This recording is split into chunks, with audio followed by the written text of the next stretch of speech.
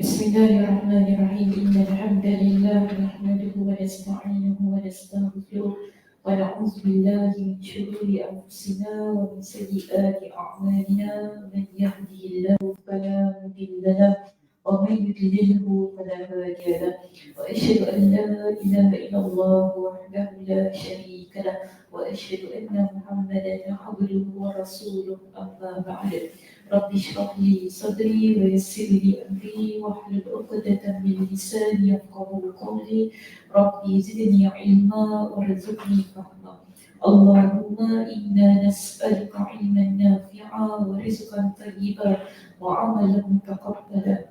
Assalamualaikum warahmatullahi wabarakatuh. Apa khabar? Sihat semua? Alhamdulillah. Hari ni kuliah apa ya? Asma'ul Husna.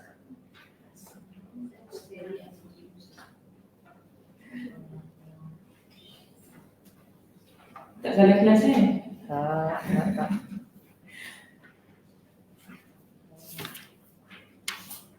Macam mana cuti okey semua? Alhamdulillah. Di mana Cik Ana cuti sekolah? Cuti sekolah Balik kampung je? Oh, yelah kan cuti setahun kan kita kan? Cik Ana dah tukar negeri je. Kau macam tu, tak dekat-dekat dia Cik Ana. Penat dah jauh? Penat lah. Travel tu bukan untuk rehat ya? Travel untuk jalan-jalan ya? Jadi penat kan? Ingatkan nak rehat tapi jalan-jalan yang penat. Bawa masuk. Sama pula yang cakap bawa masuk. Bawa masuk.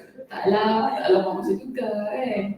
Kalau tengok benda yang baik, yang berilmu, insyaAllah dapat manfaatnya. Okey, ada yang belum sampai? Kenapa? Kak Syah suka ketawa. Oh, baik juga. Tengok tempat mana lah pergi kan. Lisa mana? Belum sampai? On the way.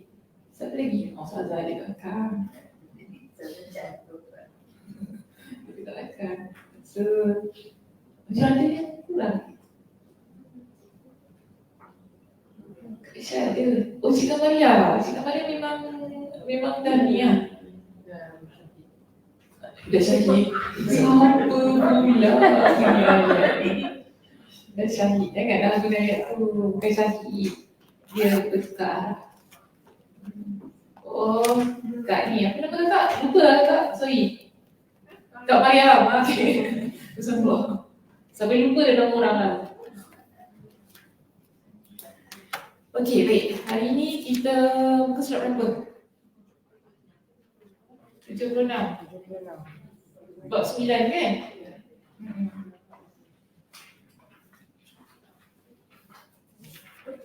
Ingat lagi tak yang tahun lepas punya ni? Cik Saimah, ingat lagi tak? Oh, baru buka. Allah. Saya baru buka hari ni. Cik Saimah baru buka hari ni, Cik Saimah. Tapi ingat lagi tak? Sampai ingat lagi? Bab 8. Bab 8 Oh, banyak benda dia cakap tu. Apa benda dia cakap tu? Ingat tak? Kak Ram ingat ke bab 8? Yelah Kak Ram, siapa lagi dalam nampak sini Ram? Ada lagi ke orang-orang kat sini? Ini yang dalam dua nama Allah yang dipasangkan menjadi satu sifat. Yang dipasangkan menjadi satu sifat.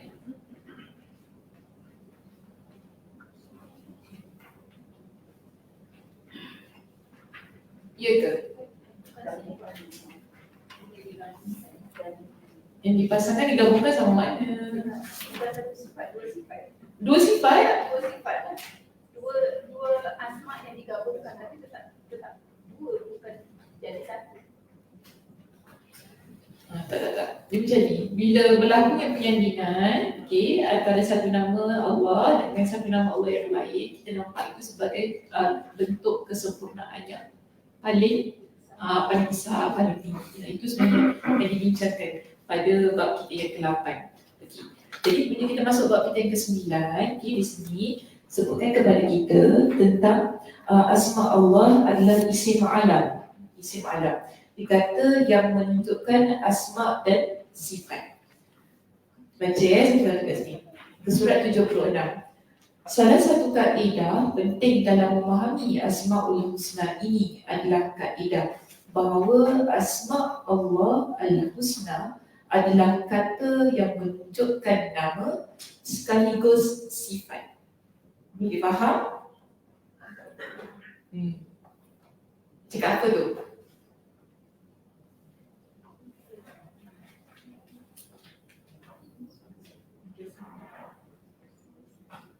Oh ni Kak Siti Hajar tak ada kan? Mana Kak Siti Hajar tak ada?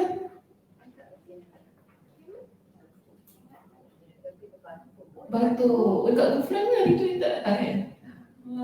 Dia batuk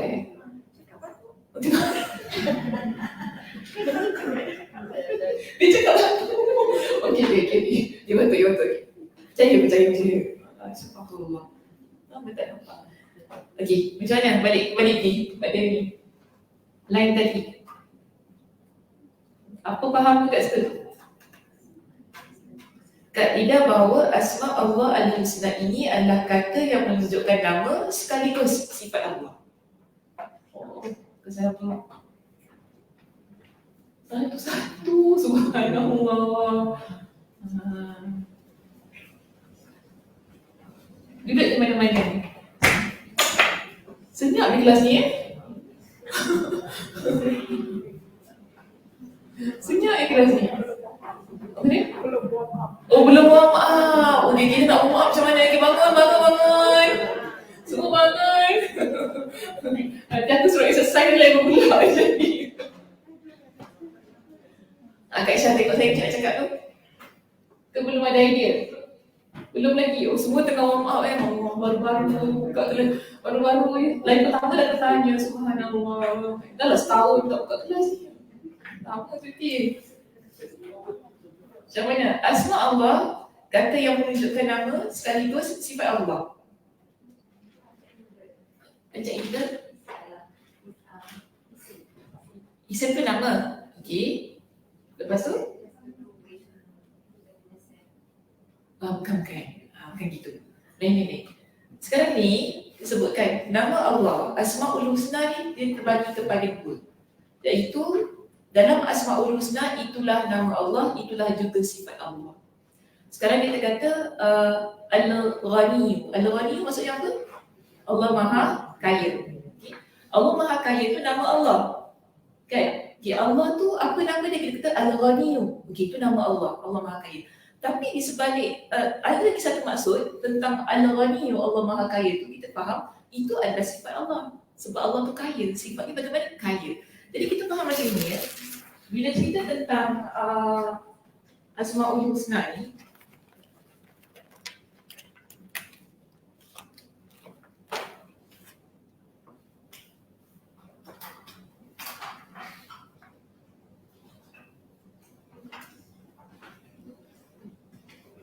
apa makna Asmaul Husna?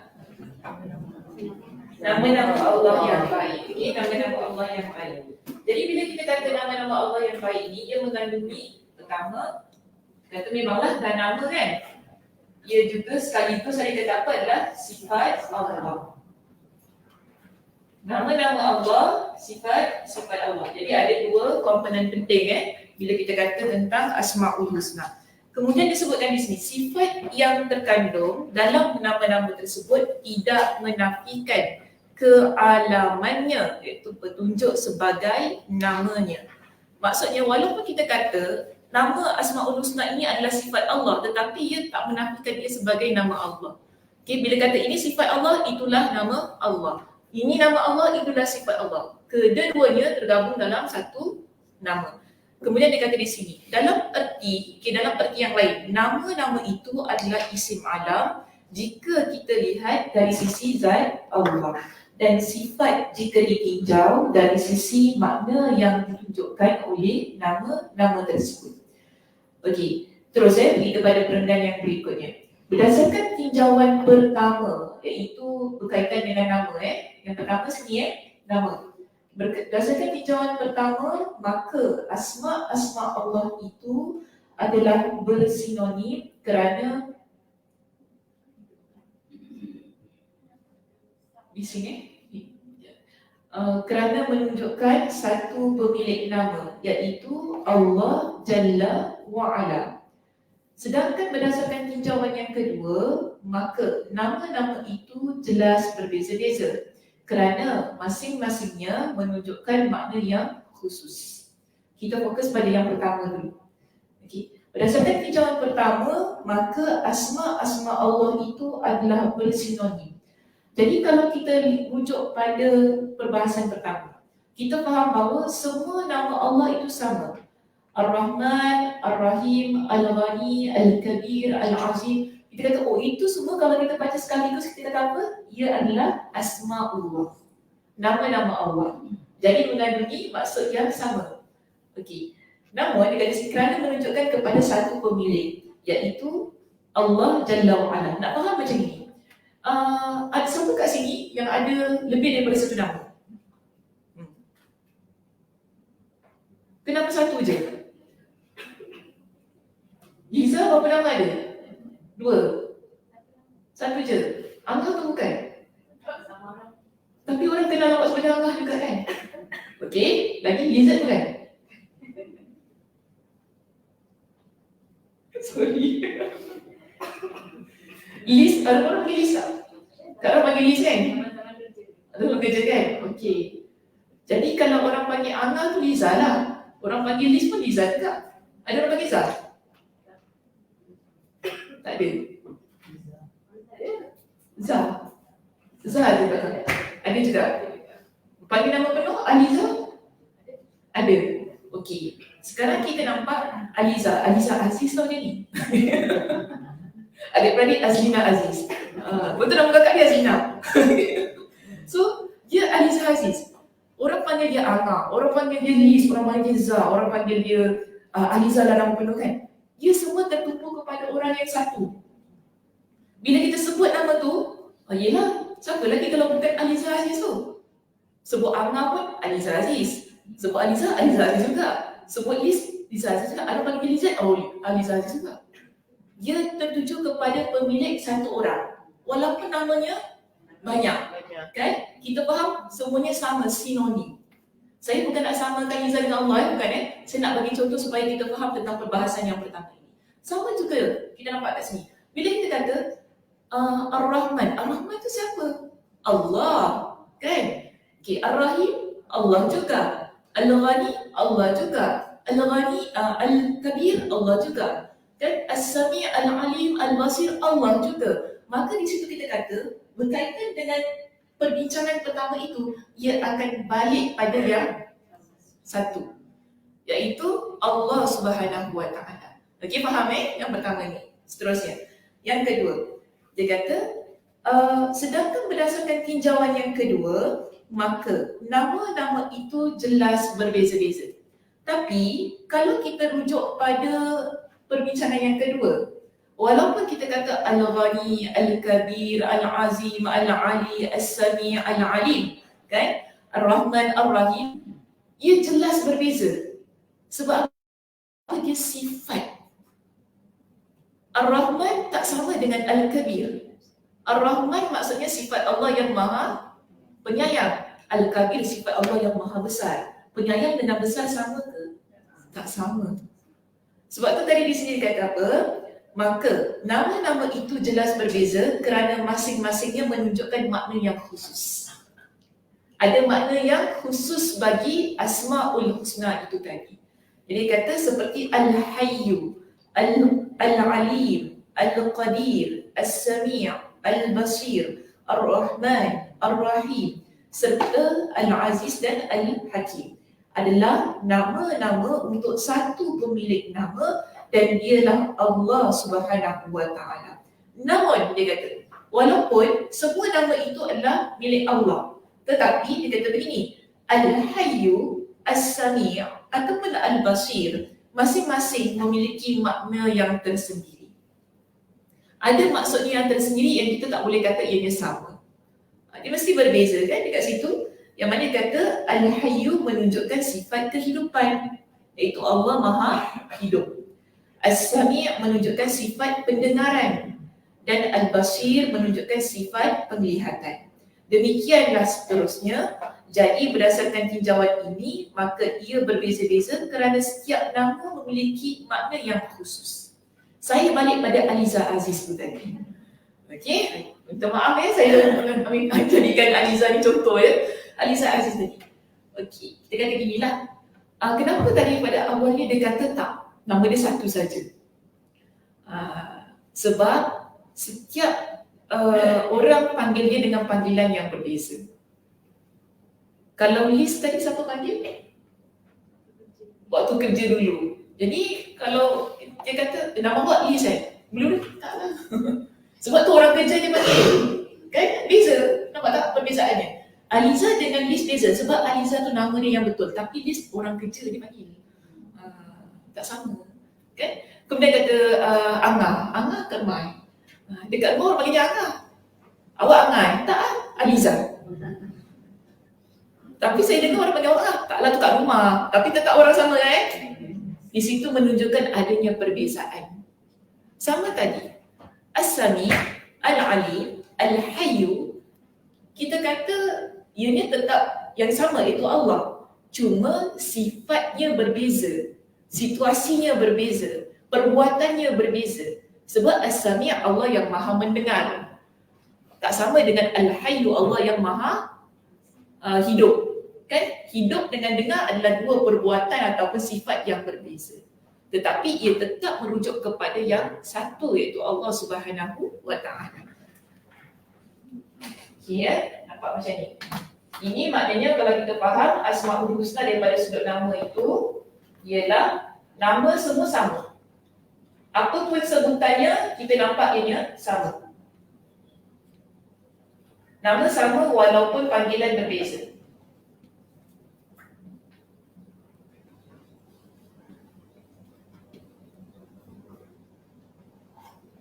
Sebab apa?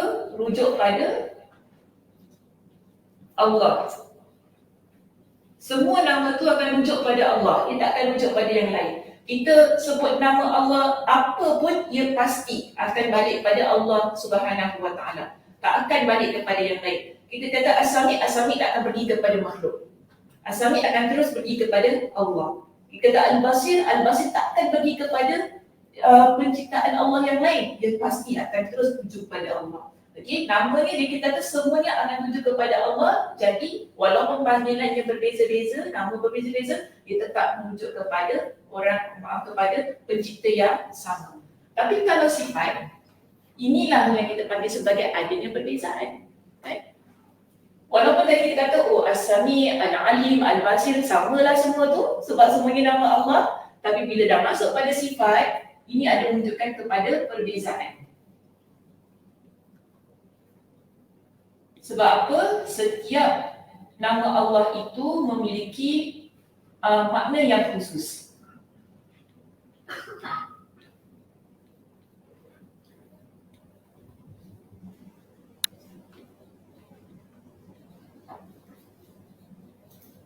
Makna yang khusus merujuk kepada perbuatan yang khusus.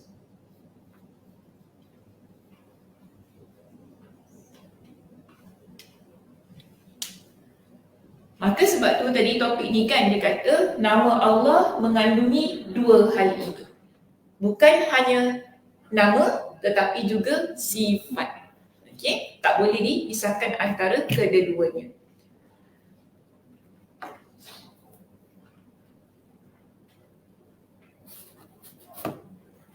Terus di sini di dalam Al-Quran Al-Karim maupun As-Sunnah An-Nabawiyah terdapat beragam isyarat mengenai asma Allah ini yang mengandung banyak makna dan sifat.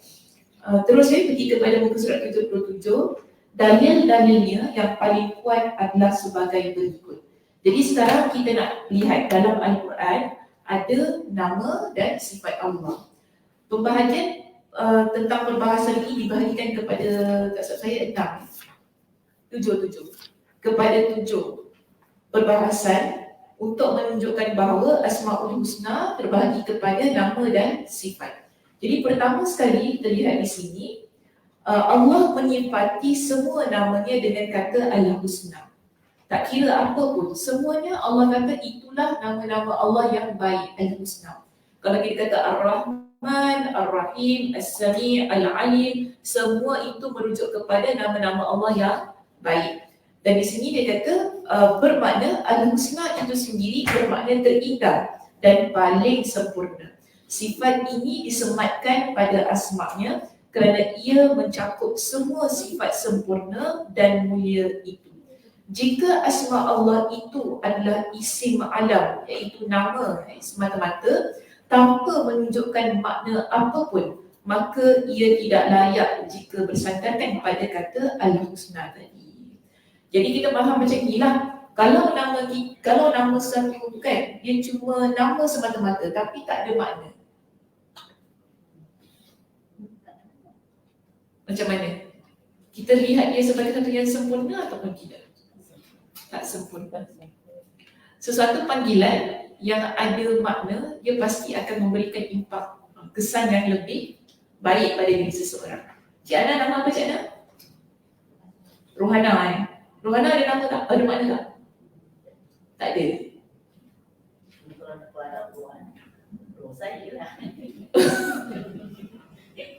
Betul lah, saya baru nak cakap. Saya baru nak cakap dulu. Kalau bahasa Arab, roh saya, roh kami, Rohana. Rohana, betul, Rohana. Roh kami, jiwa kami. Betul, ada mana dah tu Cik Ana? Ini orang kata kalau faham bahasa Arab tu bagus kan? Dia tak ada makna pun, dia boleh tukar dia ada makna. Dia boleh pusing sampai nama dia ada makna. Rohana, jiwa kami, bagus Cik Ana. Siapa yang duduk dengan Cik Ana, rasa jiwa dia besar. Kuat jiwa, betul. Cik Ana orang jiwanya besar kan? Kuat kan daripada muda sampai ketua kan? Muda sampai ketua, jiwa dia besar sangat, Masya Allah. So kita nampak beginilah, bila nama tu kan, sebab tu kalau kita ni ada anak, pastikan anak tu kita beri nama-nama yang baik. Nama yang ada makna kan, dia akan memberi kesan pada diri anak itu. Jadi kalau sesuatu yang memiliki makna, dia akan memberikan banyak kesan pada diri dia ataupun pada keadaan. Dan kalau dia hanya sekadar nama semata-mata, sekarang orang sekarang kan suka bagi nama lebih panjang kan? Glamour kan? Princess, apa? Macam-macam. Yelah macam-macam, dulu nama satu je. Bagi saya, sunnahnya nama anak ni dia paling ringkas. Okay, paling ringkas. Sebab kita tengok, nama para nabi pun ringkas kan? Muhammad. Satu je. Satu nama tu paling paling sunnah. Satu. Apa lagi? Kalau dua nama, biasanya dua nama ni dia rujuk kepada kunyah. Kunyah tu gelaran, panggilan. Panggilan yang mana dia letakkan ada abu, ada ummu kan dekat depan. Barulah dia letakkan, disandarkan kepada nama anaknya ataupun kepada sesuatu lah dekat situ. Jadi bila berlaku hal yang sedemikian, kita kata nama tu dia jadi panjang. Itu yang kadang-kadang orang Arab ni dia ada banyak sangat gelaran kan. Nama dia bukan satu saja, nama dia banyak, tapi actually nama dia yang betul satu, cuma yang lain itu semua hanya sekadar gelaran-gelaran sahaja yang diberikan kepada dia ataupun yang dia letakkan pada diri dia. Yang penting nak kata pada poin yang pertama di sini, kalau nama Allah hanya sekadar sebutan nama, di situ kita tak nampak ada kesempurnaan pada nama Allah. Kan? Setakat panggilan saja dia tak sempurna. Sedangkan Allah meletakkan nama-namanya semua dalam kategori Asmaul Husna. Dan tadi kita sebut Al-Husna bermakna yang terindah dan paling sempurna.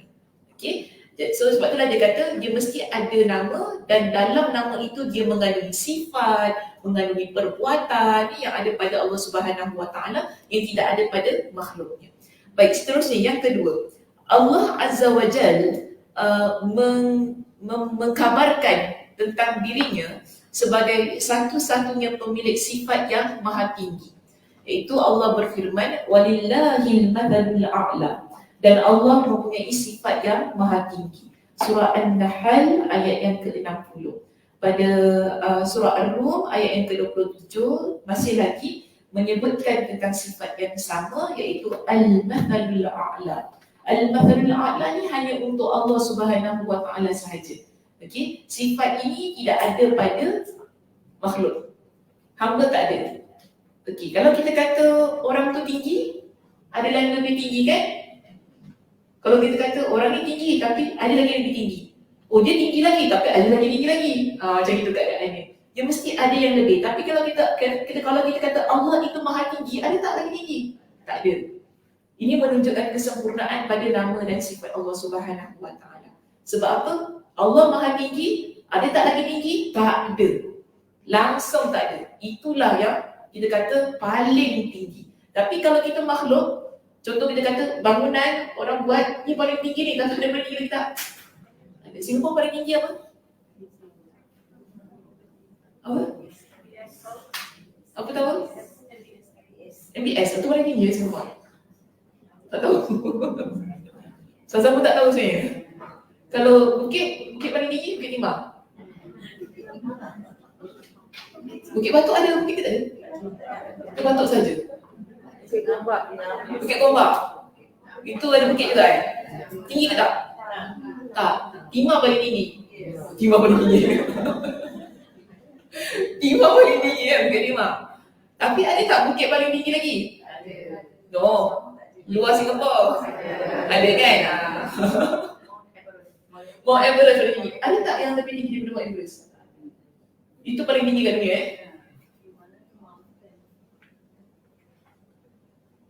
Tapi, macam ni bila kita kata Mount Everest itu paling tinggi, ada tak yang paling tinggi? Allah Subhanahu wa taala. Balik pada pencipta dia. Sebab Allah dah maha tinggi, takkan ada yang lebih tinggi daripada dia. Itu yang kita faham. Sebab di sini Imam Ibn Katsir rahimahullah dia menjelaskan maksud ayat ini. Dia kata apa? Firman Allah, walillahil mathalul a'la, maksudnya adalah kesempurnaan yang mutlak dari berbagai sisi dan dinisbahkan hanya pada Allah. Imam Ibn Qayyim rahimahullah pernah menyebutkan beberapa makna yang menjadi pentafsiran dari kalimat al-mathalul a'la sebagai penetapan sifat Allah yang maha tinggi. Okey, pertama, kedua, selesai, masuk kepada yang ketiga. Ayat-ayat dalam Al-Quran menyebutkan ketetapan pujian hanya bagi Allah beserta ragam perincian sanjungan lain yang ditujukan hanya kepada Allah. Jadi dalam Al-Quran ada banyak pujian. Pujian ini maksudnya Alhamdulillah. Okey? Dalam Al-Quran biasanya bila Allah sebutkan Alhamdulillah, ianya akan disertai dengan sifat Allah, perbuatan Allah, diperincikan dengan apa yang ada pada Allah Subhanahu wa taala. Dan diberikan kepada kita dengan contoh-contoh di sini tentang poin yang ketiga. Di antara asma Allah adalah Al-Wahhab. Al-Wahhab maksudnya ialah Maha Pemberi, itu Maha yang memberikan anugerah kepada hamba-Nya. Jadi perincian sanjungan ini disebutkan dalam Al-Quran pada firman Allah di bawah ini. Kita lihat di situ. Ayat dalam surah Ibrahim, ayat yang ke-39 kan di situ, ia dimulai dengan Alhamdulillah. Okey? Jadi ada pujian. Bila ada pujian, biasanya dalam Al-Quran ini ia akan disertai dengan perincian tentang bagaimana apa yang kita puji tentang sifat Allah, perbuatan Allah. Jadi untuk surah Ibrahim ayat yang ke-39 ini, ayat yang ke-39 ini, ia memfokuskan kepada nikmat yang Allah berikan kepada Nabi Ibrahim. Jadi ini ucapan Nabi Ibrahim. Nabi Ibrahim dia puji Allah, kemudian dia sebut apa yang Allah beri pada diri dia. Sama juga kita dalam hidup ini, bila kita nak puji Allah, kita Alhamdulillah ya Allah, tapi kenapa kita kata Alhamdulillah? Okay, kenapa Alhamdulillah Allah bagi saya nikmat ini? Sebut, tak salah, kena sebut. Okay, beritahu dengan Allah, ya Allah, Alhamdulillah kau bagi aku rumah, Alhamdulillah kau bagi aku anak, Alhamdulillah kau bagi aku ni. Sebut satu persatu. Ini adalah sesuatu yang ditunjukkan dalam Al-Quran. Bila kita ni rasa bersyukur dengan apa yang Allah berikan kepada kita, sebut apa yang Allah berikan kepada kita. Nampak di sini Nabi Ibrahim, bila dia puji Allah, dia kata apa? Alhamdulillahilladzi wahabali 'alal kibari Ibrahim, 'alal kibari Ismail wa Ishaq. Segala puji bagi Allah yang telah menganugerahkan kepada aku di hari tuaku Ismail dan Ishaq. Siapa Ismail dan Ishaq? Anak Nabi Ibrahim. Di hari tua dia kata. Masa dia muda? Masa muda Nabi Ibrahim tak ada anak. Okey? Ismail ni anak daripada siapa? Hajar. Ishaq? Sarah. Okey. Betul tak? Jangan sebut nama Sakinah Jadi Ismail daripada isterinya Hajar, Ishaq daripada isterinya Sarah. Masa muda Nabi Ibrahim Allah tak berikan nikmat dengan anak. Tapi bila Nabi Ibrahim ni dah tua kan, barulah Allah berikan kepada dia dengan anak. Sebab tu di sini Nabi Ibrahim puji Allah. Pada usia tuanya itu kan, bila dia kenang nikmat dengan Alhamdulillahillazi wahabali. Ya Allah, Alhamdulillah, segala puji bagi Allah yang telah menganugerahkan kepada aku. Kerana apa? Anugerah itu adalah sifat Allah. Al-Wahhab tadi. Al-Wahhab maknanya apa tadi? Maha memberi. Allah yang maha memberi. Sebab tu kita ni, kalau kita tak ada apa-apa, yang kita minta ialah pada Allah. Bukan pada makhluk. Makhluk ni walaupun kita kata dia tu ada segala-galanya, tapi kalau kita rayu pada dia, kalau kita minta pada dia, memang tak dapat lah. Bahkan orang menyampah lagi ada. Dia ni kita tak maju ke minta orang dah tak nak bagi sudah macam tu kan. Tapi kalau Allah tak. Kita tunggu sesuatu tu bertahun-tahun, kita doa bertahun-tahun kita minta. Tak ada pun Allah kata tak tahu malu hamba aku. Tak ada, Allah tak kata gitu. Allah paling suka tau, suka dengan hamba ni merayu, minta. Sebab apa? Dia ada sifat Al-Wahhab, yang maha memberi, maha memurniakan apa yang hambanya minta. Jadi di sini Nabi Ibrahim pun tutup doanya, Inna Rabbi lasami'ud du'a. Sesungguhnya Rabbku benar-benar maha mendengar, memperkenankan doa. Setelah itu, dalam kitab ni tak muatkanlah doa yang Nabi Ibrahim panjatkan. Nabi doa untuk dirinya dan anak keturunannya, Rabbi ja'alni muqimas salat. Ya Allah, kau jadikan aku orang yang mendirikan salat. Wa min zurriyyati, dan juga anak zuriat keturunan aku. Okey, Rabbana wa taqabbal du'a. Tuhan kami dan Engkaulah yang menerima, memakbulkan doa. Dicantik doa yang Nabi Ibrahim panjatkan. Dia macam inilah. Bila kita dah ada sesuatu Allah Subhanahu Wa Taala berikan kepada kita. Kerana Allah itu Al-Wahhab, yang maha memberi. Kita puji Allah, kita puja Allah atas sifat yang ada pada Allah. Atas apa yang Allah berikan kepada diri kita, kita tutup ia dengan doa. Ini yang Nabi Ibrahim tunjukkan. Itu yang doa pada Allah, ya Allah, kau jadikanlah aku orang yang mendirikan salat, kau jadikanlah juga zuriat keturunan aku. Doa yang baik kita amalkan. Sebab apa? Kita nak masuk syurga bukan seorang-seorangan. Kita nak masuk syurga satu keluarga, zuriat keturunan kita semua kita nak bawa masuk syurga. Jadi sebab tu kalau kita doa, jangan doa untuk diri sendiri. Doa untuk semua ahli keluarga kita. Okey, kalau kita baca doa ni Nabi Ibrahim, dia doa wa min zurriyyati, dia bukan hanya tertumpu kepada Ismail dengan Ishak saja, tapi seluruh zuriat keturunan dia. Dia minta pada Allah, jadikanlah kita orang yang solat. Sebab solat ni benda yang susah. Betul tak? Bagi saya ramai orang boleh puasa tapi solat susah. Ramai bulan Ramadan orang puasa tapi tak solat. Betul? Dia boleh puasa sebulan kan, tapi puasa-puasa tak solat. Zuhur tak solat, asar tak solat, tiba-tiba dia buka puasa. Tapi bangun sahur. Nampak tak? Ada orang yang begitu. Susah. Ibadah yang paling susah. Sebab apa? Dia ibadah yang tak stop ya. Pagi, petang, waktu senja nak masuk malam lagi, malam 2 kali. Dia leceh lah orang kata kan. Setiap kali masa kita ada waktu yang kena solat. Sebab tu ada orang dia susah nak solat, nak istiqamah dengan solat tu. Sebab tu kita kalau boleh doa pada Allah. Kita solat tu sekarang tapi mungkin anak kita tak solat. Kan? Saya faham ada ramai yang begitu. Kita solat, mungkin ibu bapa kita tak solat. Mungkin husband kita tak solat. Susah benda-benda tentang solat ini. Jadi doa ni adalah penguat kepada harapan kita. minta pada Allah. Kan? Kalau kita ni sebelum kita ada anak lah, kata kan, sebelum kita ada anak, kalau tak ada anak pun tak apa, doa je sekali. Sebab tak semestinya zuriat keturunan kita tu keluar daripada rahim kita.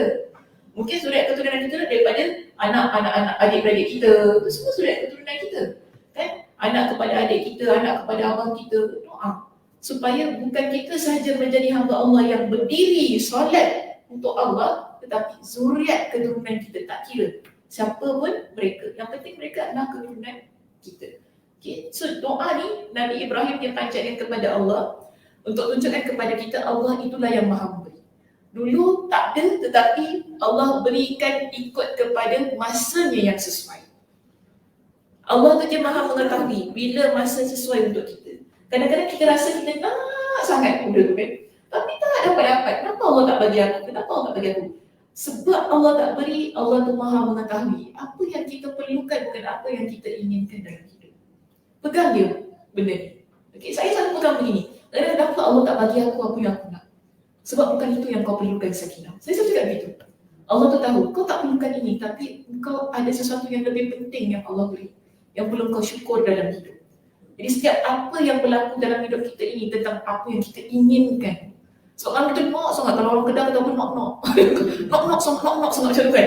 Dia nak sangat. Tapi kadang-kadang Allah tak bagi. Kita angkat tangan kita siang malam doa kepada Allah. Kenapa Allah tak bagi? Kena ingat ya, saya banyak kali pesan, kalau Allah tak beri, Allah ganti dengan sesuatu yang lebih baik. Kita lupa tentang hal itu kan. Sebab jangan lupa tadi sifatnya Allah Al-Wahhab. Allah tu maha memberi.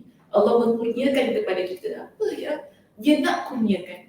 Allah tak tutup, maknanya Allah tak sekat tangan dia untuk berikan apa yang hamba itu minta.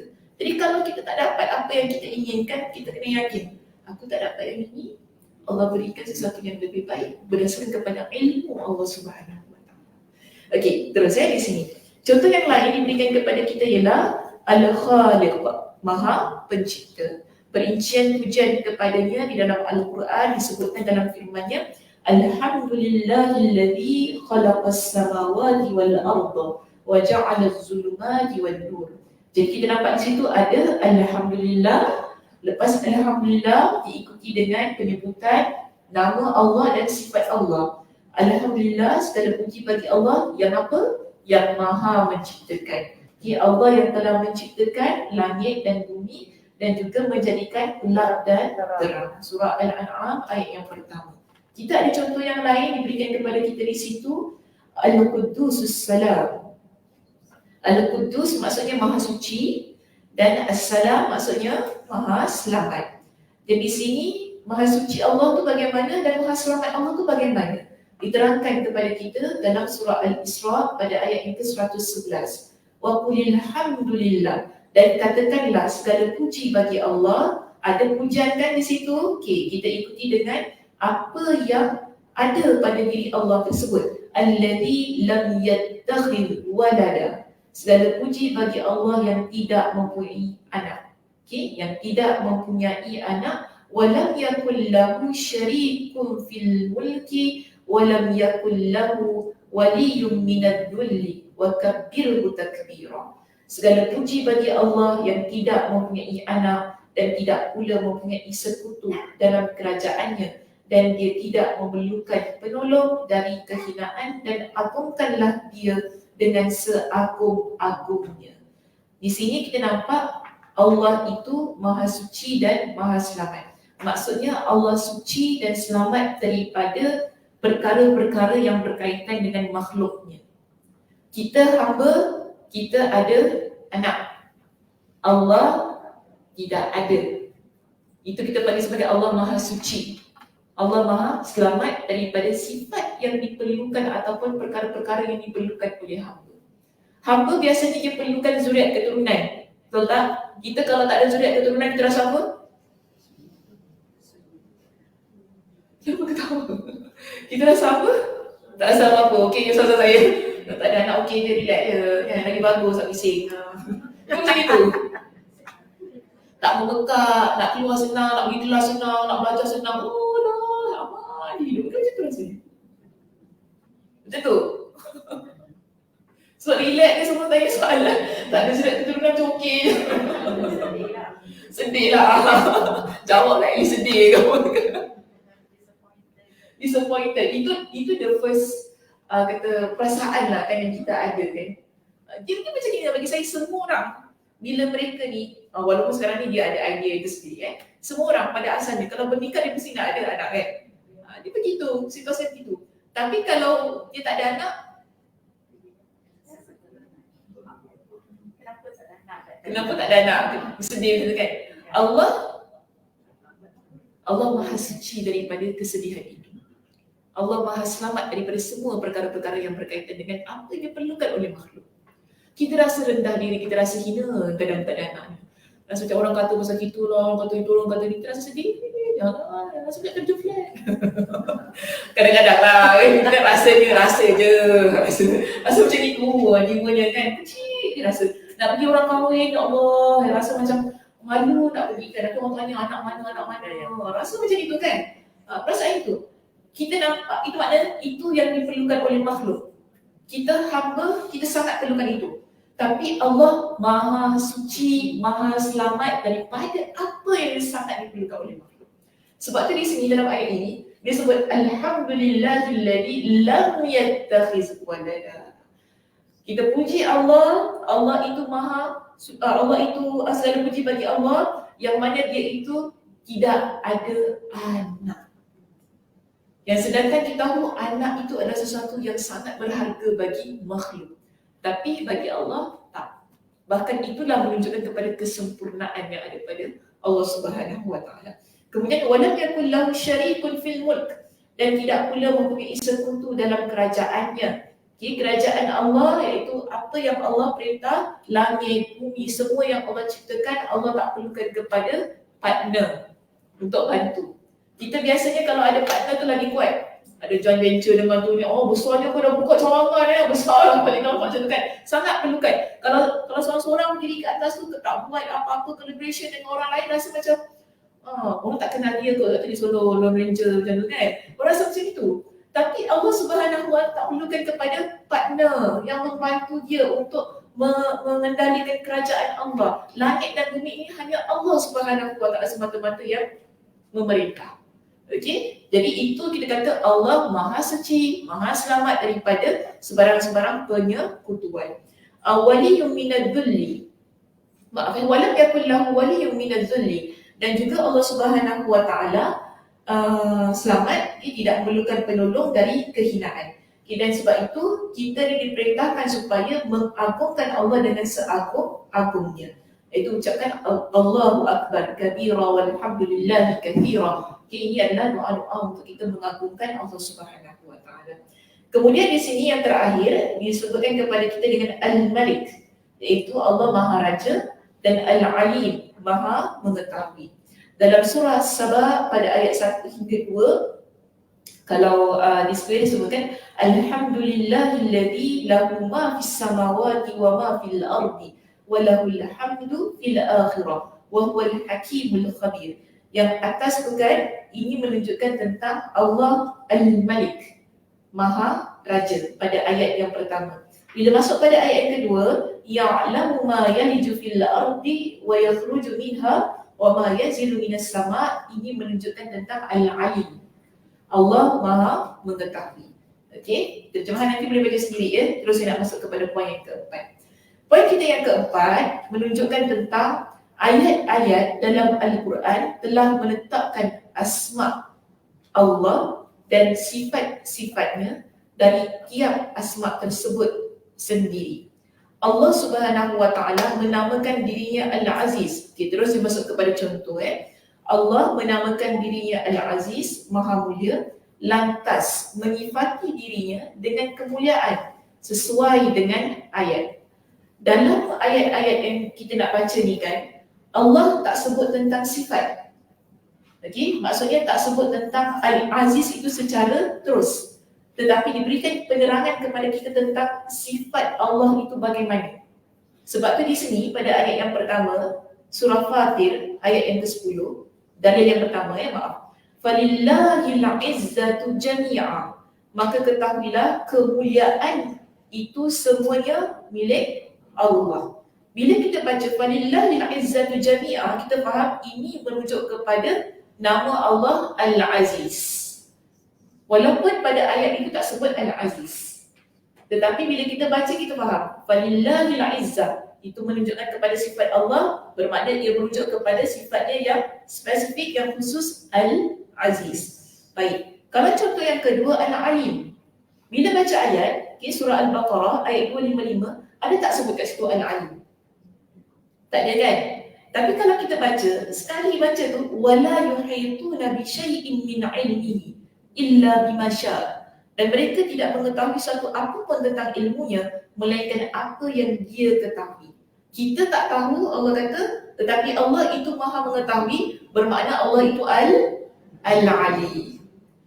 Baca ayat dah tahu dah. Okey, ini sifat Allah yang merujuk kepada namanya Al-Ali. Seterusnya, sama juga pada surah Hud ayat yang ke-14, menerangkan tentang nama Allah Al-Alim yang mana disebutkan sifatnya dalam ayat ini. Baik, saya tak baca lah ya, di situ contohnya samalah sebagaimana di atas. Seterusnya kita ada contoh Al-Qawiyyu. Al-Qawiyyu maksudnya Maha Kuat.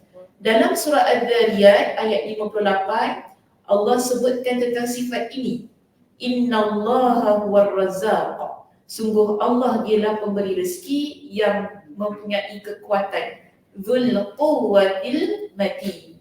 Kekuatan lagi sangat kukuh.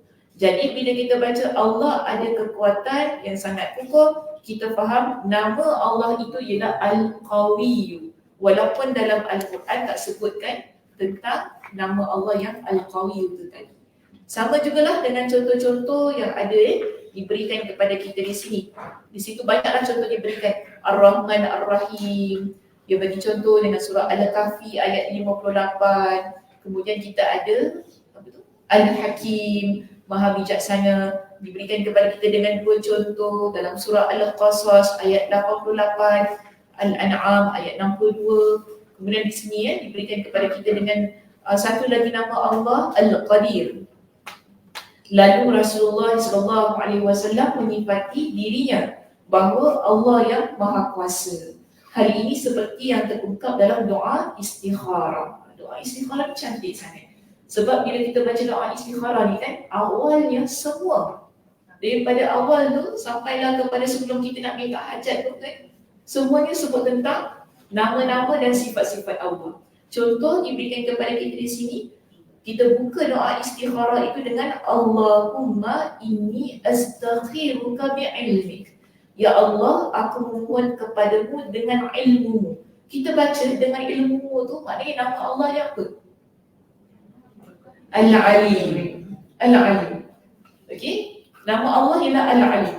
Sebab apa kita minta dengan ilmu Allah? Jadi bila masuk kepada yang kedua tu kan, wa astaqdiruka bi qudratika, dan aku memohon kepadamu kekuasaan atas hal itu dengan kekuasaanmu. Wa astaqdiruka, dan aku memohon kekuasaanmu, dan aku memohon kepadamu kekuasaan atas hal itu dengan kekuasaanmu. Ini menunjukkan Allah itu Al-Qadir. Terus apa sambungan doa ni?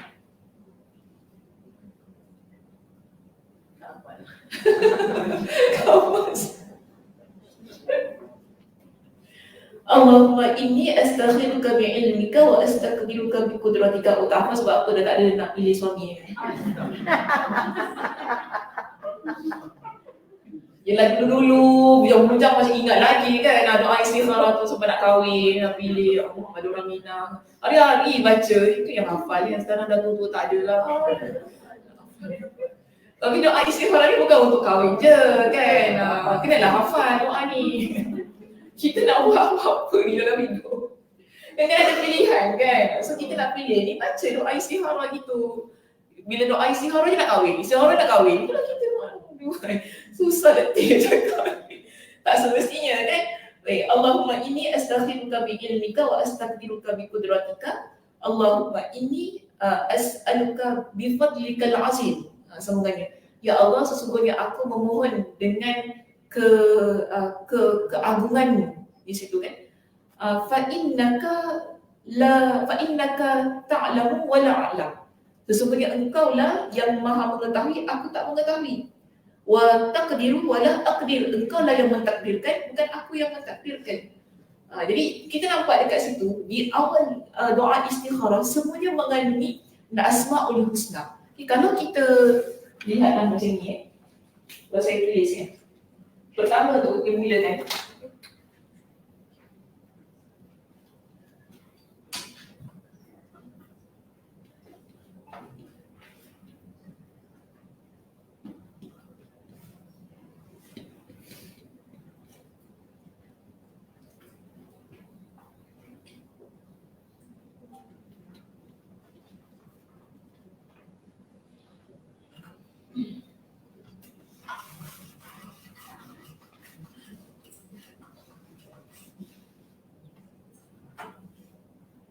ni yang pertama tau kita buka tu kan doa istikharah. Ini tadi saya kata dia punya Allah punya nama apa? Al-Alim. Okey. Sebab apa? Kita minta petunjuk dengan ilmu Allah. Bukan dengan ilmu kita. Kerana apa? Kita tahu Allah itu sifatnya Al-Alim. Kemudian wa astaqdiruka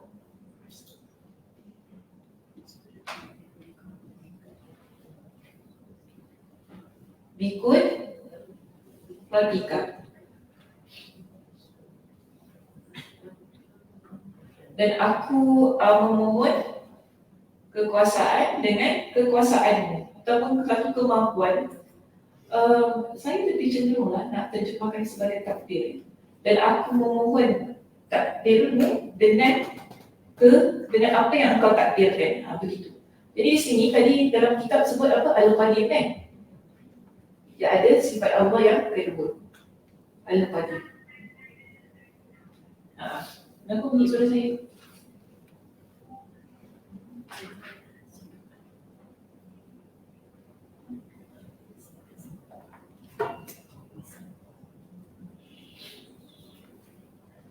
Terus masuk perenggan yang seterusnya. Wa as'aluka bifadlikal azim.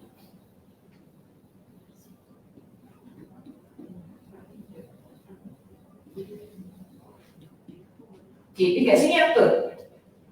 Saya memohon kepada engkau dengan keutamaanmu, keagunganmu yang sangat besar. Ada tak nama Allah kat sini? Apa dia? Al-Azim. Senang ya. Surah kita sebut kat situ kan?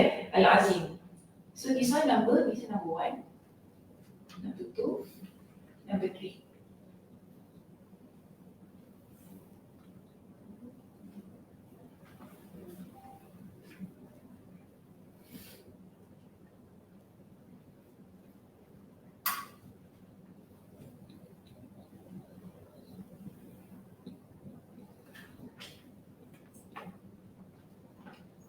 Fa'innaka taqdiru wa la aqdir. Sesungguhnya engkaulah yang mentakdirkan, bukan aku yang mentakdirkan. Maknanya apa tu? Sifat Allah yang mana?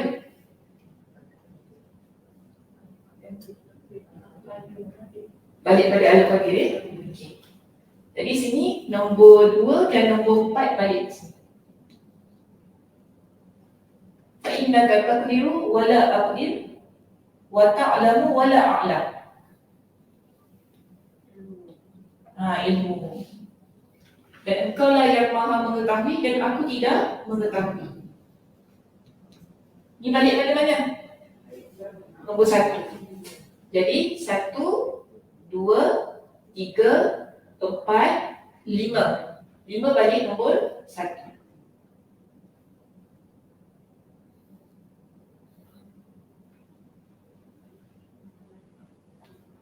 Innaka anta 'allamul ghuyub. Sesungguhnya engkau yang maha mengetahui hal-hal yang ghaib. Ini sifat Allah yang mana?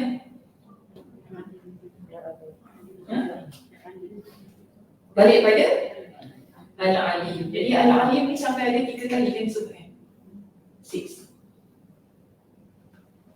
Daripada awal sampai ke ini baru lepas baru kita masuk tentang pilihan. Ya Allah, kalau sekiranya urusan itu baik bagi aku, maka kau takdirkanlah ia bagi aku. Baru masuk. Tapi sebelum kita sebut tentang apa yang kita nak pilih itu, Nabi ajar kita dengan doa yang mana menunjukkan di situ terkandungnya nama dan sifat Allah.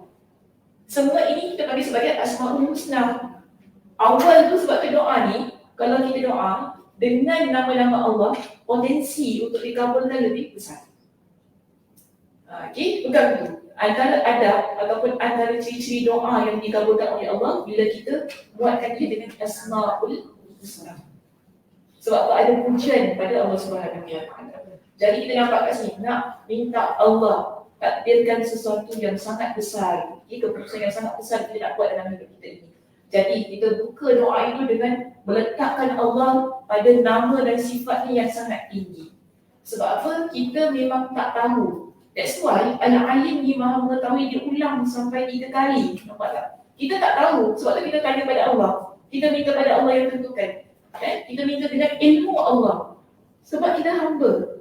Kita ulang sampai 3 kali Al-Alim, Al-Alim dalam doa ini. Supaya Allah bantu kita untuk berikan kepada kita dengan satu keputusan yang sangat baik. So ada Al-Qadir sampai 2 kali sebab kita pun tak tahu takdir Allah bagaimana kan. Jadi kita minta supaya takdir itu adalah takdir yang baik bagi diri kita. Dan Al-Azim lah, Al-Azim Allah itu yang Maha Agung. Baik, terus dalam hadis yang lain disebutkan Allahumma bi'ilmikal ghaiba wa qudratika 'alal khalqi. Ya Allah, dengan ilmumu tentang perkara yang ghaib dan kekuasaanmu atas makhluk. Ini juga doa yang Nabi SAW ajarkan. Tak salah saya Ammar ibn Yasir yang meriwayatkan hadis ini, dan dia baca kepada sahabat-sahabat yang lain lah, yang diberitahu dia baca doa ini dalam solat dia, kerana Nabi SAW yang mengajarkan doa ini kepada dia. Doanya panjang lagi lah, tak apalah tinggalkan, nanti bila-bila. So panjang sangat doanya, ini permulaan sahaja. Okey, Allah menamakan dirinya Al-Basir, Maha Melihat. Kemudian Rasul SAW menyifati dirinya, iaitu diri Allah, dengan hal serupa, iaitu Maha Melihat, yakni di dalam sabdanya, Inna Allah la yanam. Sesungguhnya Allah tidak tidur. Biasa orang kata Allah tu tak tidur. Inilah hadisnya kan. Selalu dengar orang kata Allah tak tidur, Allah nampak. Okey. Daripada mana asal punca perkataan itu? Di sini. Okey, hadis ini diriwayatkan oleh Imam Muslim. Inna Allah la yanam wa la yanbaghi lahu an yanam. Pertama, sesungguhnya Allah tidak tidur dan tidak selayaknya untuk tidur. Yaghfidul qisba wa yarfa'uhu. Ustazah tak dibaca. Yaghfidul qisba wa yarfa'uhu. Dialah yang merendahkan dan meninggikan timbangan. Apa maksudnya? Allah merendahkan dan meninggikan timbangan. Dosa dan pahala, betul. Merujuk kepada dosa dan pahala kita. Yurfa'u ilaihi 'amalul lail qabla an-nahari wa 'amalun nahari qabla al-lail. Okay, ini pegang baik-baik Allah Subhanahu Wa Taala di sini diangkatkan kepada Allah amalan kita pada waktu malam sebelum waktu siang, dan diangkatkan kepada Allah amalan kita pada waktu siang sebelum waktu malam. Bermakna amal ibadah perlu konsisten setiap hari. Jangan pilih Ramadan akan datang boleh amal ibadah lah. Ini bulan Rejab tak payahlah. Macam tu. Bila kita baca di sini, amalan kita kan Allah akan angkat. Siang ni sebelum masuk malam nanti dah laporannya report dah sampai pada Allah. Malam tu sebelum kita bangun tu kan, sebelum kita maknanya belum siang tu dah report dah sampai pada Allah. Jadi kita nak amalan kita ni 24 hours tu. Pagi, siang, tengah hari semua dihiasi dengan amal ibadah supaya laporan yang naik kepada Allah itu cantik. Laporan yang Allah terima tentang kita ini adalah laporan yang sangat baik. Barulah tadi timbangan, tadi kan nampak kan timbangan dan juga timbangan tu dinaikkan, diturunkan ikut kepada amalan kita. Dia sedemikian. Dan di sini Nabi kata apa? Hijabun nur. Hijab Allah itu adalah cahaya. Lau kasyafahu la ahraqat subuhat wajhihi mantaha ilaihi basaruhu min khalqi. Hijabnya adalah cahaya. Seandainya Allah menyingkapkan hijabnya, maka kemuliaan wajahnya membakar makhluk yang dilihatnya. Di sini disebutkan tentang kalaulah hijab penutup pada Allah itu dibuka. Dan bila Allah, kalau kita nampak Allah nampak kita, kita akan terbakar. Ingat tak kisah Nabi Musa nak tengok Allah? Pingsan kan? Maknanya bukan calang-calang Tuhan. Permintaannya sangat sukar. Bila itu belum saya Nabi Musa belum tengok lagi. Baru nak dipertunjuk terus. Pingsan. Nampak tentang keagungan Allah. Jadi ini kita kata Al-Basir. Daripada hadis ini kita faham Nabi beritahu kepada kita Allah itu namanya adalah Al-Basir, sifatnya itu adalah Maha Melihat. Seterusnya, kita di sini ada yang kelima. Ayat-ayat Al-Quran juga menetapkan perihal asma Allah dan menyebutkan penjelasan dari Allah bahawa dirinya melakukan perbuatan-perbuatan sesuai nama-nama tersebut. Jadi ada nama Allah. Dalam Al-Quran sebut tentang Allah buat sesuai dengan apa yang diberikan kepada namanya itu. Okay, bukan diberikan, apa yang dinamakan pada dirinya. Sekarang kita kata Allah itu Maha Melihat, Allah akan buat sesuai dengan nama Allah, iaitu Allah melihat hambanya, melihat perbuatan hambanya, dosa kita, kebaikan kita, Allah itu Maha Melihat. Contoh, kita berikan kat sini. Allah menamakan dirinya As-Sami'. As-Sami' maksudnya Maha mendengar. Okay? Allah itu Maha mendengar. Dia memberitakan bahawa dirinya melakukan perbuatan berkenaan dengan As-Sami'. Jadi dalam Al-Quran, Allah beritahu kepada kita, Allah ini buat perbuatan itu. Allah buat sama dengan namanya. Saya bagi contoh ini, nama saya Sakinah kan? Seharusnya saya ini tenang. Gitu keadaannya. Kita buat sebagaimana yang ikut pada nama kita. Okey, cantik, baru cantik, orang kata barulah sesuai penamaan dengan diri seseorang. Dan di sini Allah Subhanahu Wa Taala melakukan perbuatan yang sesuai dengan nama Allah. Allah ingatkan kepada kita dalam surah Al-Mujadilah ayat yang pertama, qad sami'a Allahu qaulal lati tujadiluka fi zawjiha. Gariskan sami'a kat situ. Qad sami'a Allahu qaulal lati tujadiluka fi zawjiha wa tashtaki ila Allahi wallahu yasma'u tahawurakuma. Yasma'u gariskan innallaha sami'un basir. Sesungguhnya Allah itu Maha mendengar lagi Maha melihat. Sami' gariskan. Sami'a, yasma'u adalah perbuatan. Okey? Dia verb. Kalau ikut dalam language lah. Sami'a dengan yasma' adalah kata perbuatan. Sami' adalah nama. Sami' adalah nama. Jadi nama Allah yang Maha mendengar itu, Allah kata, aku dengar. Aku buat perbuatan tersebut dengan aku telah dengar. Qad sami'a Allah. Sesungguhnya Allah itu telah dengar qaulal lati tujadiluka, ucapan seorang wanita yang mengajukan gugatan kepada Muhammad tentang suaminya dan mengadukan halnya kepada Allah, dan Allah mendengar percakapan antara kamu berdua. Jadi itu perbuatan sesuai dengan sifat dan nama yang Allah berikan pada dirinya sendiri. Ini siapa ni yang cakap ni? Ucapan siapa? Allah dengar ucapan siapa kepada siapa? Ingat tak kisahnya? Apa dia? Ustazah ada cerita dalam one of the session. Okey, pasal apa?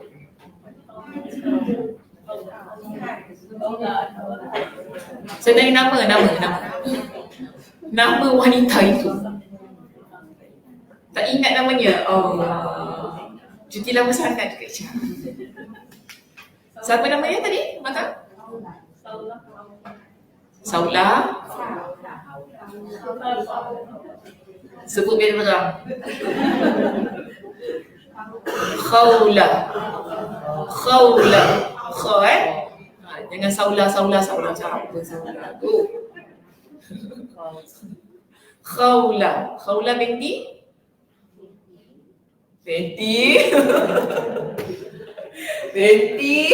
Dah lah nama dia salah, kau bagi nama bapak dia pula.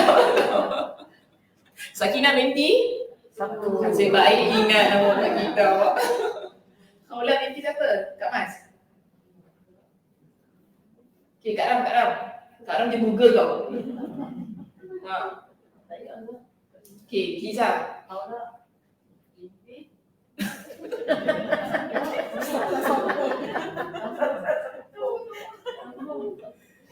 Sambung. Haula binti Kak Zah. Cik Ana. Oh, nama bapak nama anak ini Allah. Kak Anissa. Haula binti Sa'labah. Okey? Haula binti Sa'labah. Suami dia siapa yang anukan tu? Nama suami dia? Allah. Dia tanya nama suami dia. Korang kalau artis ingat tau. Nama suami dia siapa? Tu laki nombor 1, ni laki nombor 2. Siap nama anak semua ingat. Macam mana lah. Siapa nama suami dia? Aus ibn As-Sami. Okey. Kenapa dia ada ceritanya apa? Saya dah pernah cerita kan? Cerita apa? Cerita balik. Suami dia tua.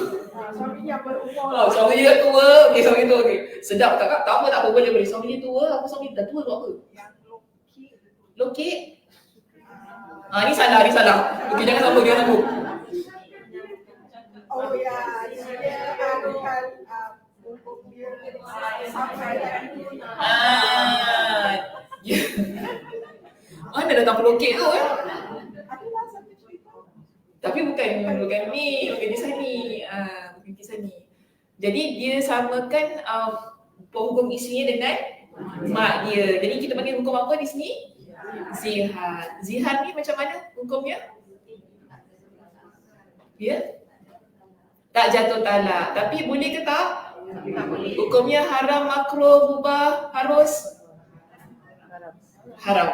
Okey? Haram.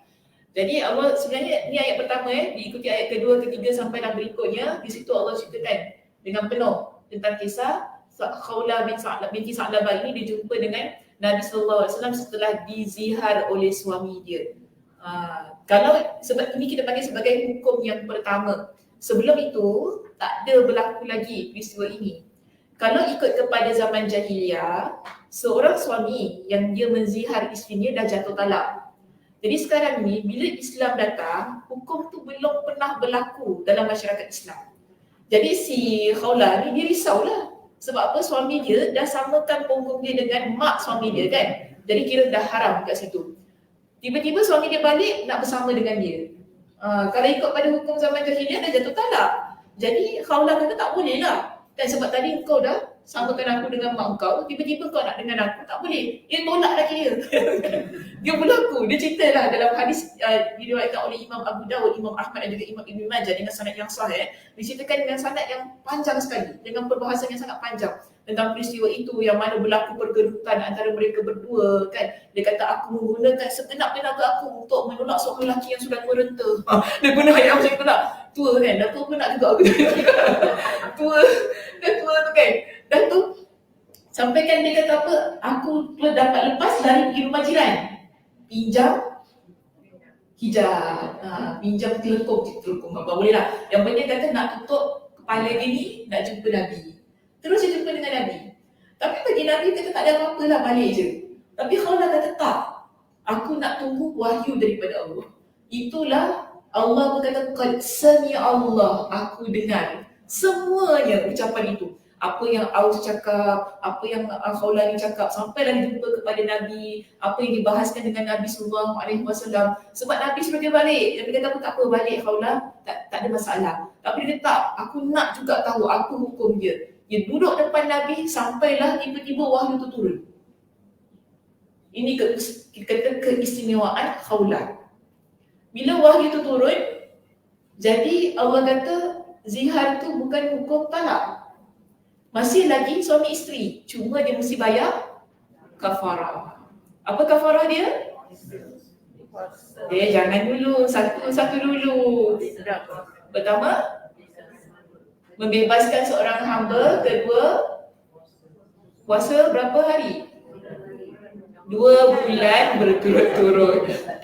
Okey, 2 bulan berturut-turut. Kalau tak boleh, memberi makan berapa orang? 60 orang miskin. Jadi dia ada Okay, ada urutan. Kalau pertama tak boleh baru pergi yang kedua. Kedua tak boleh baru pergi yang ketiga. Dia tak boleh terus-terus pergi ketiga ya. Perlu lihat dulu keadaan dan kondisi orang tu. Tapi orang kata apa suami dia tiga-tiga tak boleh. Hamba tak ada. Okay, hamba dah tak ada Rasul macam mana? Okay, tak apalah suruh dia puasa 2 bulan. Dia dah tua, tak boleh nak puasa 2 bulan berturut-turut. Dia tak mampu. Okay, tak apa Nabi kata bagi makan 60 orang miskin. Dia tak ada duit nak bagi makan orang miskin. Kita pun dah miskin lah macam mana? Lah, sudah.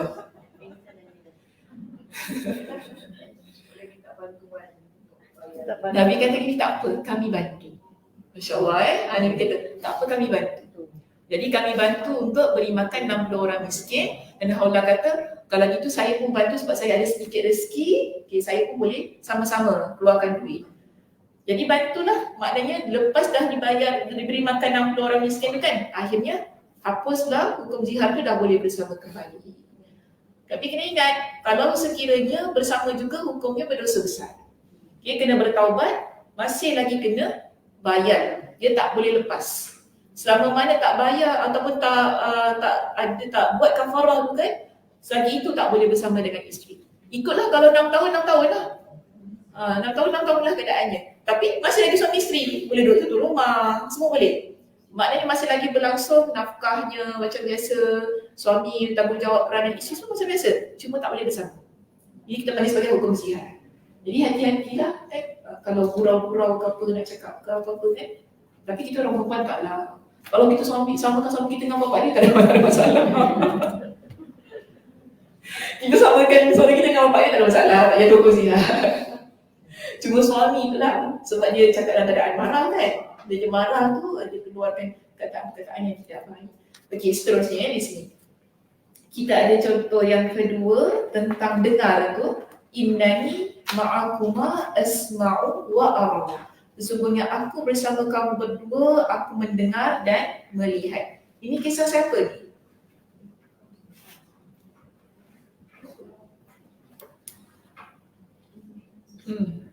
Kisah siapa? Allah kata, aku bersama kamu berdua. Kamu berdua siapa?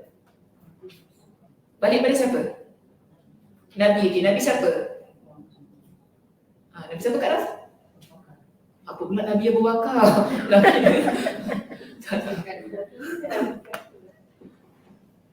Kedua-duanya Nabi. Dua-dua Nabi. Innani ma'akuma asma'u wa ara. Nabi Musa dan Nabi Harun. Ini perintah Allah berikan kepada kedua-duanya supaya pergi jumpa dengan Fir'aun. Idhaba ila Fir'aun. Allah perintahkan kepada Nabi Musa dengan Nabi Harun jumpa dengan Fir'aun untuk dakwah. Tapi Nabi Musa kata apa? Kita takut. Kita takut sebab Fir'aun ni dia jahat kan? Nanti kan dia buat apa betul. Tapi Allah kata apa? La takhafa. Jangan takut. Kalian berdua yang takut sebab apa? Innani ma'akum. Aku bersama dengan kalian berdua. Sebab apa? Aku ni maha melihat. Aku maha mendengar. Apa yang kalian bincangkan dan sebagainya. Okey, seterusnya. Allah Jalla wa'ala menamakan dirinya dengan Al-Alim, maha mengetahui. Lalu mengkabarkan bahawasanya dirinya melakukan perbuatan yang sesuai asma'nya ini dalam firman-Nya. Iaitu ya'lamu ma baina aydihim wa ma khalfahum wa la yuhituna bihi ilma. Ini semua adalah perbuatan-perbuatan Allah lah berkaitan dengan Al-Alim itu tadi. Dia bagi kita dengan 3 dalil ya. Satu surah Taha ayat 110, kedua surah Yasin ayat 76 dan ketiga surah Al-Anfal ayat 23. Seterusnya apa ni? Al-Ghafur. Berapa? Kita ambil ini sebagai perbincangan terakhir Al-Ghafur. Allah menamakan dirinya Al-Ghafur, Maha Pengampun, dan dia mengkabarkan bahawa dirinya melakukan perbuatan mengampuni ini. Ayat terkait berbunyi, Ala tuhibbuna an yaghfirallahu lakum. Apakah kamu tidak suka bahawa Allah mengampunimu? Ini tentang apa kisahnya? Surah An-Nur ayat 22. Kisahnya panjang ni. Ini Allah tegur Abu Bakar sebab dia marah. Ini berkaitan tentang peristiwa yang Aisyah difitnah. Jadi ada di kalangan mereka yang Abu Bakar ni sponsor. Kan? Abu Bakar sponsor. Tapi mereka ni lah yang menyebarkan fitnah itu. Jadi Abu Bakar kata dah, aku tak nak bagi dah. Aku dah nak stop dah. Tak nak bagi dah lagi sponsorship tu pada orang ni lah, sebab dia yang antara orang yang menyebarkan fitnah tu kan. Tapi Allah tegur. Allah kata maafkan. Maafkan, move on. Ini ayatnya. Allah kata apa? Ala tuhibbuna an yaghfirallahu lakum? Apakah kamu tidak suka bahawa Allah mengampuni kamu? Kita nak Allah ampuni kita, kita belajar untuk memaafkan orang lain. Ini teguran Allah secara direct kepada Abu Bakar. Jadi aku pun, yes, dia dah fitnah anak kau, tapi aku dah tunjukkan mana yang betul kan, anak kau ni wanita yang suci, tak salah, dah sudah. Kita buat baik, terus buat baik. Salah orang lain kita maafkan. Sebab apa? Allah itu maha pengampun. Okey, seterusnya kita lihat di sini. Qala rabbi inni zalamtu nafsi faghfirli. Faghfara lahu innahu huwal ghafurur rahim. Ini berkait dengan sifat dengan nama Allah Al-Ghafur ya. Doa Nabi Musa, ya Rabbku, sesungguhnya aku telah menzalimi diriku sendiri. Maka ampunilah aku, maka dia Allah mengampuninya.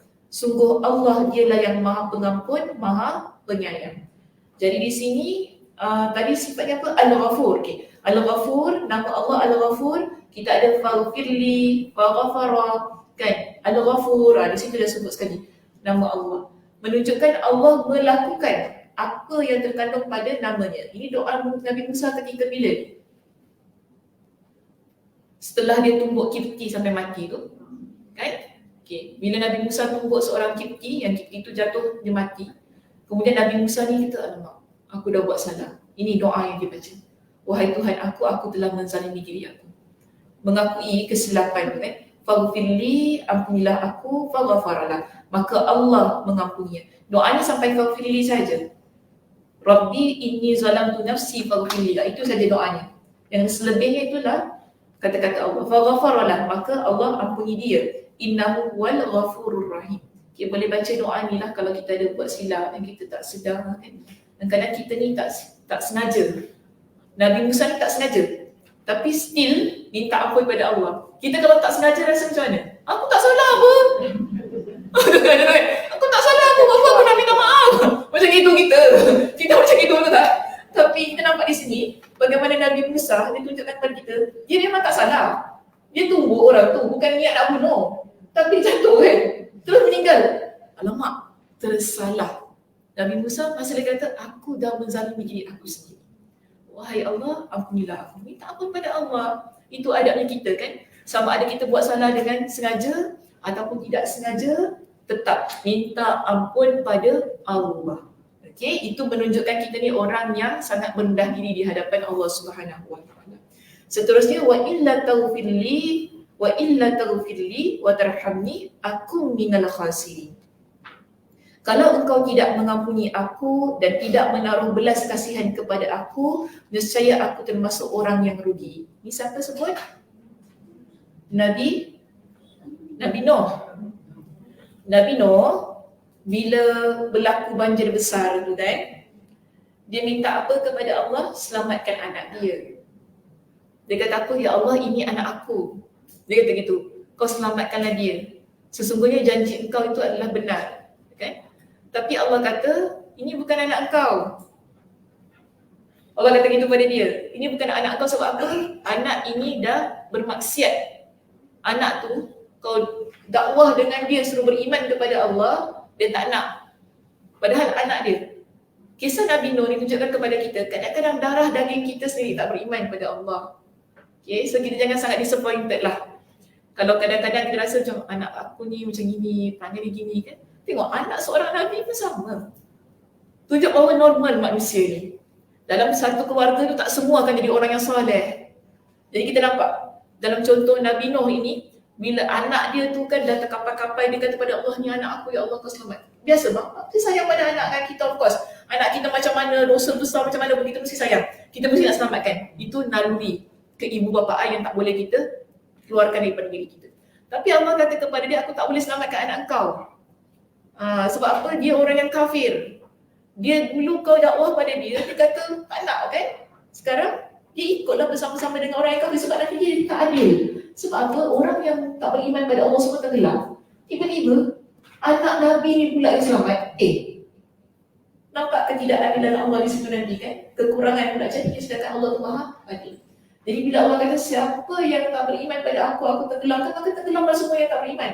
Begitu keadaan ni. Tak kira ada darah daging ke bukan, anak ke bukan. Jadi Nabi Nuh ni dia insaf.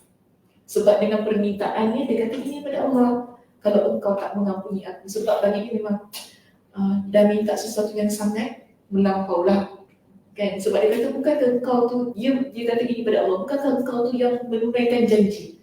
Seolah-olah ada question balik pada Allah kan. Bukankah engkau yang menunaikan janji, kau kata kau kata yang benar, kenapa anak aku kenapa pula anak aku tenggelam.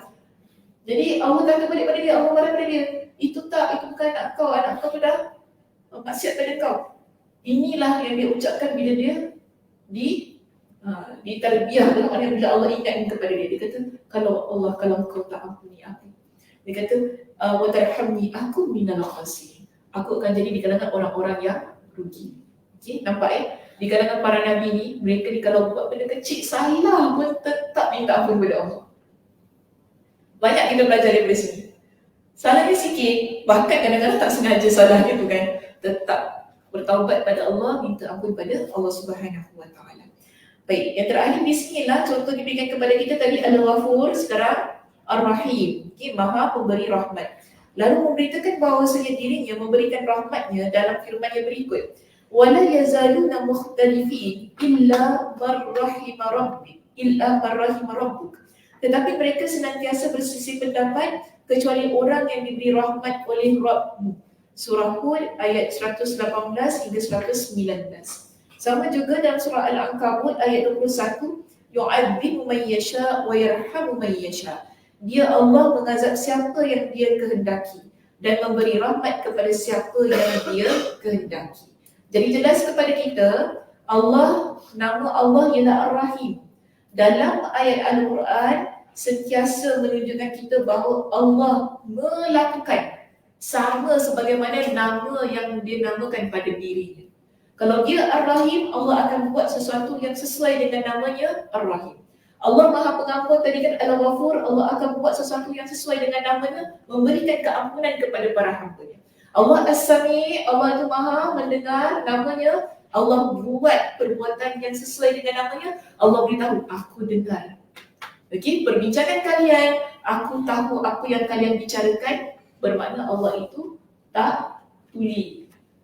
Dia Al-Quddus, As-Salam, selamat daripada semua perkara-perkara yang ada pada makhluk. Okey, so itulah perbincangan kita pada pagi ini ya. Yang ke-6 nanti kita sambung pada minggu hadapan ya. Tinggal satu je. Ke-6 ke-7. Masuk minggu depan lah ya. Ni kalau masuk ni sampai 12.30. Boleh ya. Kalau masuk sampai 12.30 lah. Dah tidur-tidur dah lepas saya dengan Allah. Tak boleh lagi. Tak boleh lagi. Dia sambung lagi. Aduh, macam aku tak tahu. Dia sambung lagi. Okey, apa pengajaran yang boleh kita ambil daripada pembahasan pada pagi ini? Yang pertama, sila nak mula daripada kumpulan A, kumpulan B. Suka kakak?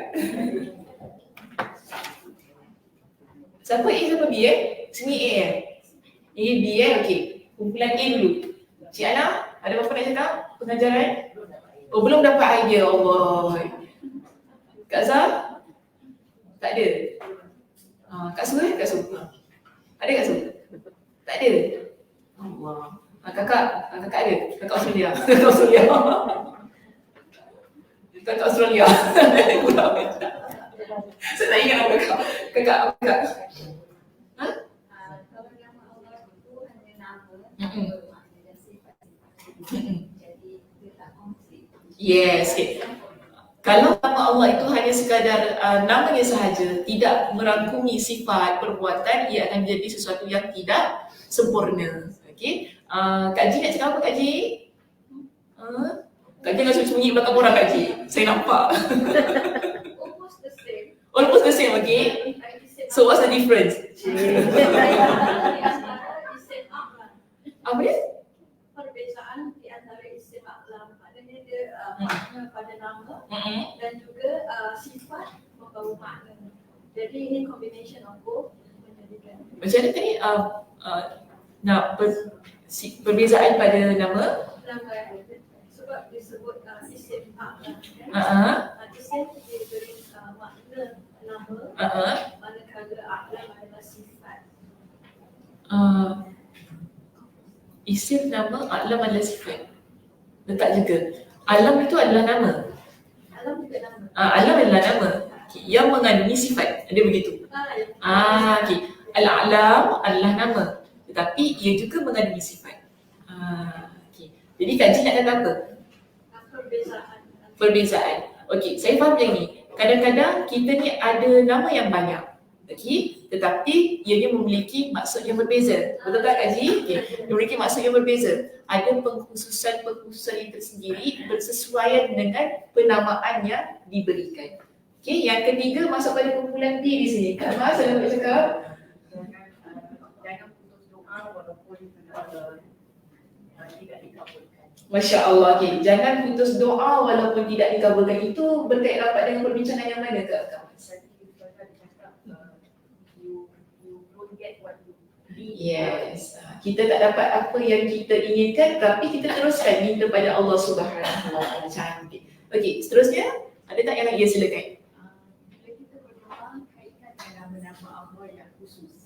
Bila kita berdoa kaitkan dengan Asma'ullah Al-Husna ataupun Ismullah Al-Azam, insya-Allah doa itu akan diangkat oleh Allah Subhanahu Wa Taala. Okey, baik, itu sahaja perbincangan kita pada pagi ini. Terima kasih atas perhatiannya. Mudah-mudahan Allah Subhanahu Wa Taala memberikan kepada kita dengan kefahaman, kelapangan masa, kesihatan ya, untuk terus-terusan beramal ibadah dan menuntut ilmu Allah Subhanahu Wa Taala. Saya tutup dengan tasbih kafarah. Subhanakallahumma wa bihamdika asyhadu an la ilaha illa anta astaghfiruka wa atubu ilaik. Assalamualaikum warahmatullahi wabarakatuh.